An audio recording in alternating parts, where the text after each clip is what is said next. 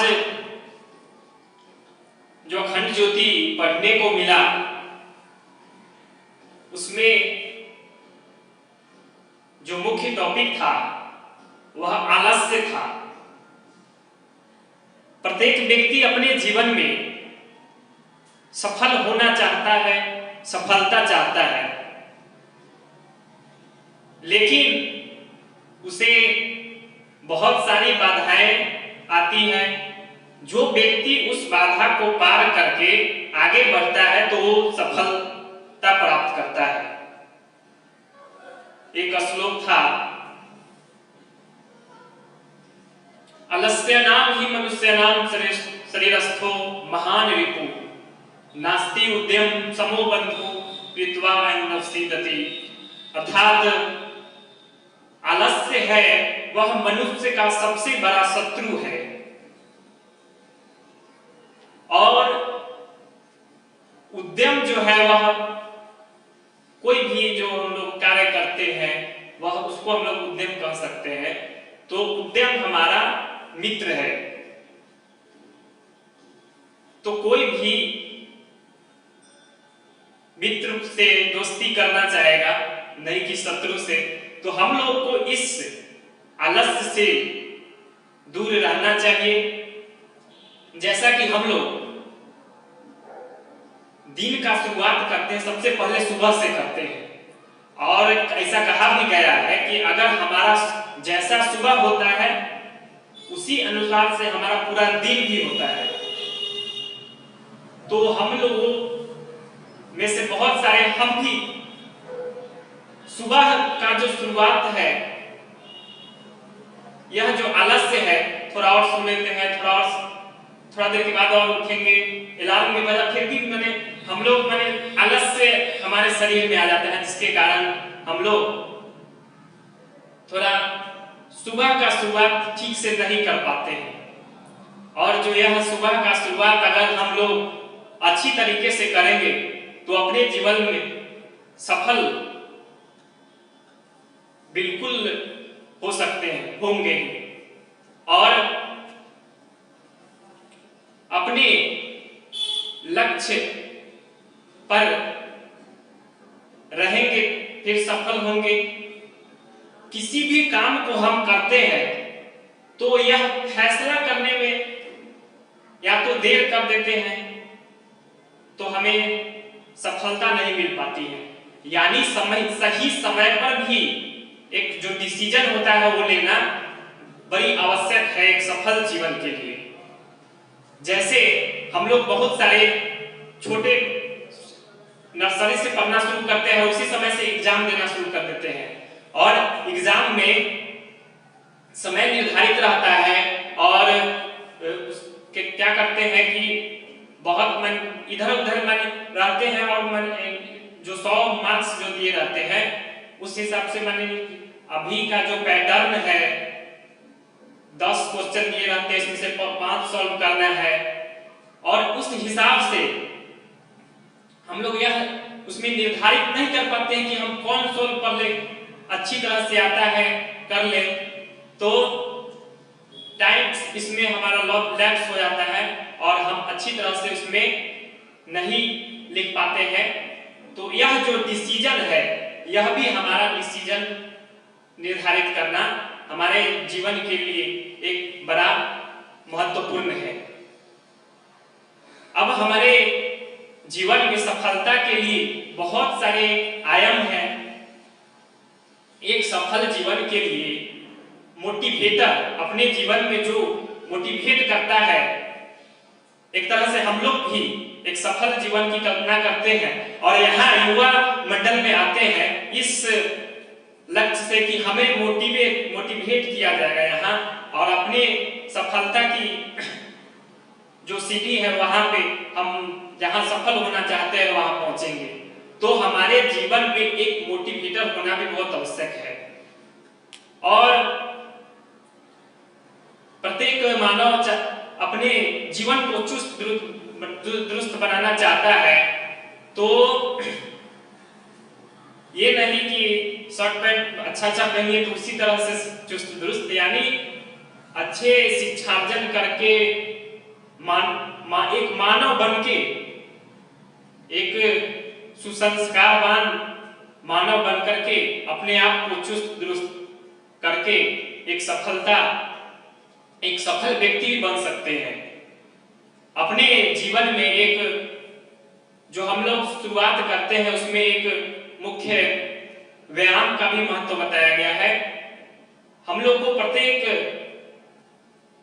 विद्यार्थी के स्टूडेंट्स के पास उतना समय नहीं रहता है, फिर भी लेकिन अपने जीवन में प्रत्येक 20 मिनट कम से कम इस व्यायाम के लिए भी हम लोग को निकालना चाहिए और अपने जीवन को हम आगे सुदृढ़ बना पाएंगे।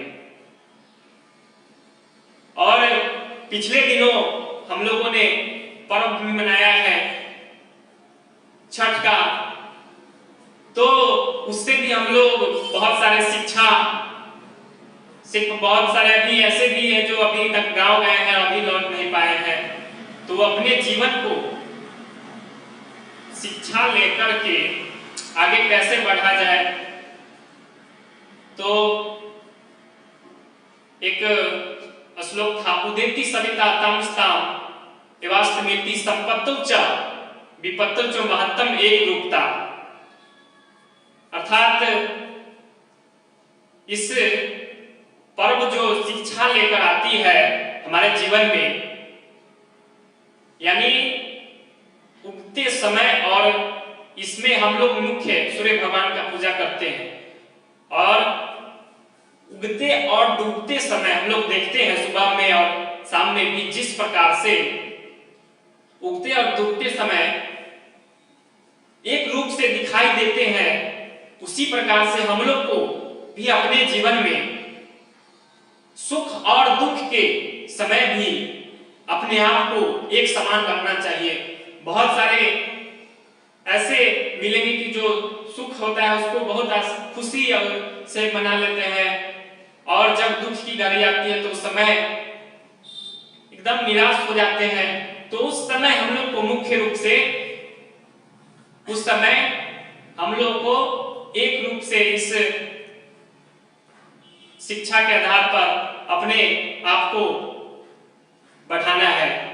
आज के लिए इतना ही, धन्यवाद।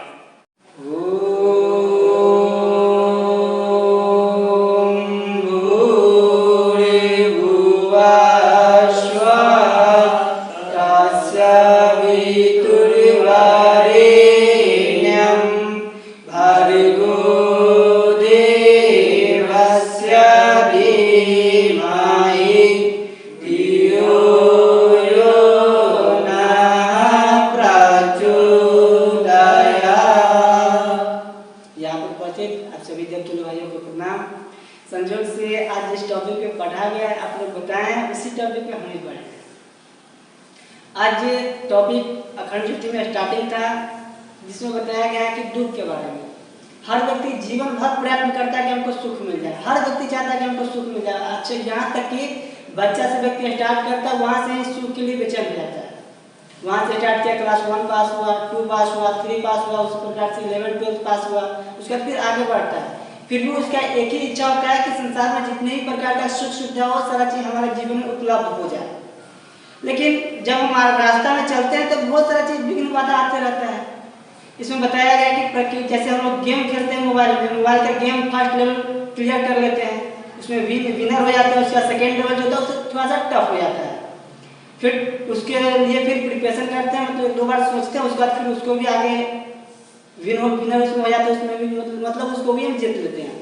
उसका थर्ड लेवल उससे भी हाई हो जाता है। उसके बाद अगला नेक्स्ट लेवल जैसे जैसे आते रहता है उसके प्रकार उसी अनुसार से हाई होते चला जाता है। उसी प्रकार जीवन का भी ये जो है ट्रैक, इसमें भी धीरे धीरे समस्या का जो ट्रैक वो धीरे धीरे हाई होते चला जाता है, धीरे धीरे बढ़ता चला जाता है।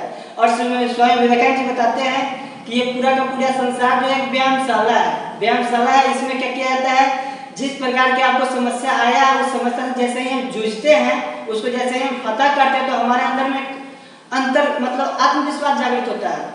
अपने अंदर में लगता है कि नहीं, इस चीज से भी हम जीत सकते हैं, इस प्रकार का मतलब कैपेसिटी को हम मतलब पास करने का हमारे अंदर में क्षमता है। और एक ऐसे ही भाई से हम बात करें तो बता रहे थे कि जब तक व्यक्ति के जीवन में समस्या नहीं आता है तब तक व्यक्ति अपने आप को प्रूव नहीं करता कि हम भी कुछ हैं। जितना भी महान व्यक्ति क्यों हुए हैं उनके जीवन में महान रूप से समस्या आया है। महान रूप से जब समस्या है उस समस्या को जब फेस किए हैं तो हर व्यक्ति उसको महान व्यक्ति का करके स्वीकार किए हैं। हर व्यक्ति को देख लीजिए, स्वामी विवेकानंद जी को भी देख लीजिए। स्वामी विवेकानंद जी क्या एक समय था कि स्वामी विवेकानंद जी को खाने के लिए मतलब उनके पिताजी मतलब स्वामी विवेकानंद जी ग्रेजुएट हो चुके थे, उसका जॉब के लिए दर दर घूम रहे थे। ऐसा होता है कि उनका पिताजी डेथ कर जाते हैं। उनके पिताजी के बहुत सारे कर्ज लिए रहते हैं, परिवार को चलाने के लिए बहुत सारे कर्ज लिए रहते हैं। अब जितना भी कर्जदार होता है पिताजी के डेथ करने के बाद सब व्यक्ति एक एक करके कर्ज मांगने के लिए आ जाता है, कर्ज मांगने लगता है। उसके बाद कर्ज स्वामी विवेकानंद नहीं दे पाते हैं। मम्मी किसी प्रकार से मतलब जितना भी संभव हो सकता है उतना देते हैं, उसके बाद फिर नहीं दे पाते हैं। उसके बाद उसकी बहन की शादी रहती है, वो भी मतलब उनकी बहन की सियान हो चुकी थी, शादी करना था वो भी नहीं हो पाता है। उसके बाद यहाँ तक कि उनके घर के ऊपर जो जमीन था, जमीन के ऊपर कुछ लोग केस कर देते हैं और केस में भी हार जाते हैं स्वामी विवेकानंद जी। उसकी माँ के आँख से एक ही आंसू निकलता है और बोलते हैं कि अभी गुरु जी कहते थे ना कि काली है, काली सब ठीक कर दी, देख लिए ना तुम्हारे काली ने क्या कर दिया अभी तक। और संजोग समय ऐसा आता है कि एक समय ऐसा आता है कि वो अपने ऊपर जितना भी कर्ज होता है सारा का सारा कर्ज समाप्त हो जाता है। उसकी बहन की शादी भी हो जाता है और स्वामी विवेकानंद जी के जमीन के ऊपर जो केस जो रहता है वो दूसरा फिर से मतलब ऊपर लेवल पे केस को फिर से मतलब ले आते हैं। वहां से फिर होता है कि स्वामी विवेकानंद जी के तरफ से मतलब जीत जाते हैं और जमीन भी उसका हो जाता है। स्वामी विवेकानंद जी की तरफ से मतलब कोर्ट भी डिसीजन देता है और फिर उसी माँ की जुबान से निकलता है कि तेरी काली ने तो कमाल कर दिया नरेंद्र। कहने का अर्थ है कि हर व्यक्ति के जीवन में सब समस्या आता है, हर व्यक्ति के जीवन में टेंशन, फ्रस्ट्रेशन, डिप्रेशन आता है, लेकिन हमारा नजरिया कैसा है, हम किस लेवल से उसको स्वीकार करते हैं। अगर हम लोग स्वीकार करने में अगर अपने आप को क्या होता है कि छोटे दर्जे के व्यक्ति हम समझेंगे तो फिर हम उससे मतलब मुंह मोड़ करके आगे मतलब आगे चल नहीं पाएंगे। जैसे मान लीजिए समुद्र है, समुद्र में अगर हम धैर्य लगा करके चल रहे हैं कि हम तैरेंगे, लेकिन जैसे ही जाते हैं कुछ समय गए उसके बाद धैर्य अपना खो दे बिल्कुल, तो क्या होगा, समुद्र को बहा के ले जाएगा। उसी प्रकार से जीवन में समस्या होता है और समस्या हमारे जीवन में आया है और उस समस्या को हम सोचेंगे कि हम नहीं इसको ऐसे ही छोड़ देंगे तो समस्या धीरे धीरे हमको क्या करेगा, बाढ़ के तरीके से हमको भी दहा करके बहुत दूर ले जाएगा। मालूम नहीं चलेगा कि हम किधर जा रहे हैं तो कहाँ पे चले गए। तो इसलिए उस समय में हम अपने आप को धैर्य जो होता है उस समय में धैर्य को रखना बहुत जरूरी होता है। और धैर्य हम लोग नहीं रख पाएंगे तो फिर कुछ नहीं कर सकते हैं। आपको मालूम होना चाहिए कि बहुत व्यक्ति के जीवन में समस्या है। आपको एपीजे अब्दुल कलाम हो गए, उसके बाद विवेकानंद जी हो गए, उसके बाद महात्मा गांधी हो गया, उसके बाद बहुत सारे मतलब जितने भी व्यक्ति लोग हैं वो लोग समस्या को समाधान करते मतलब समस्या से अपने आप को मतलब उस समस्या का सामना करते हुए अपने जीवन में आगे बढ़े हैं। आगे फिर पढ़ रहे थे तो उसमें बताया गया है एक पिता होते हैं और पिता को अपने पुत्र से बहुत लगाव होता है, बहुत प्रेम रहता है। एक दिन संयोग से ऐसा होता है कि एक सांप आता है, सांप आकर तो उसको कट लेता है, पिता मर जाता है, सॉरी उसका बच्चा जो था मृत्यु हो जाता है। उसका मृत्यु होने के बाद पिता जो होते हैं सांप को देख लेता है, सांप को मारने के लिए लाठी लेकर के आता है।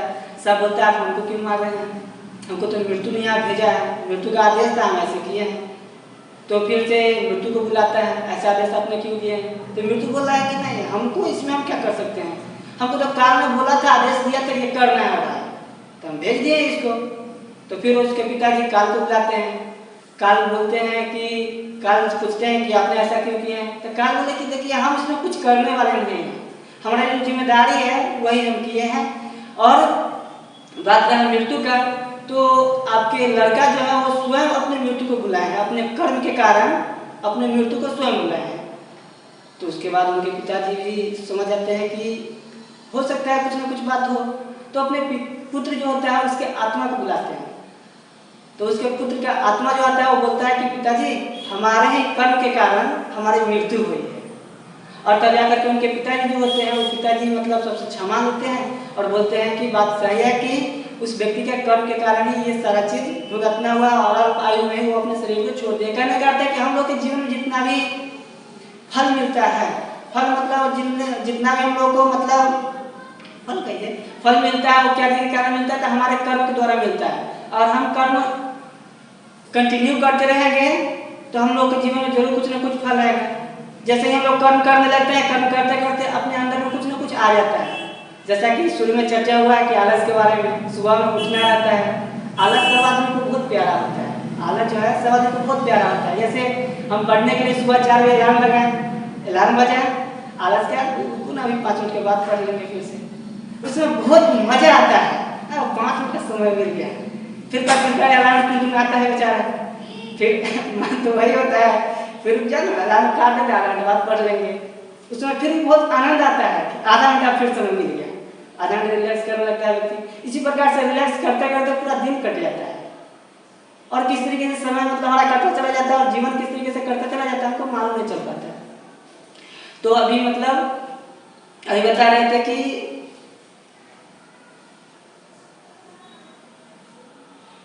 कर्म के बारे में बता रहे थे। कर्म में बता रहे थे कि हर व्यक्ति को कर्म का फल मिलता है।